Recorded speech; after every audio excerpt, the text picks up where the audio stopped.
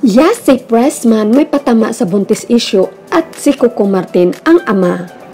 Bagamat simula noon ay talagang kumakapit sa buntis issue, di umano ang kabilang kampo para mapag-usapan lang. Gayon pa man mapasa hanggang ngayon walang umamin at walang ebidensya. Subalit sa isang Instagram story ni si Pressman ay may pinost ang aktres, patama sa mahilig gumawa ng istorya. Ayon sa nasabing post, "Don't believe everything you hear. There are always three sides of a story.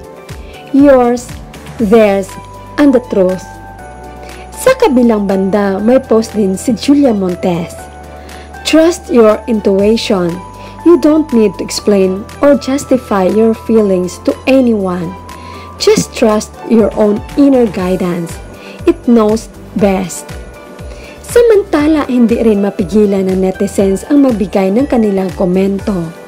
Sa ad nila, kahit sa caption ni Yasey, makikita mo ang totoong pagkatao.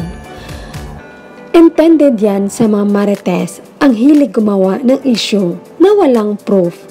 Napaka-clear ng ibig sabihin niyan. Kung bobo ka, pikit mo na lang ang mata mo kung hindi mo magets. While the other one, she's trying to defend herself through caption, but sad to say, it's useless. Dagdag pa nila, nakahanap ng katapat na matalino at concern. Bravo, Yas!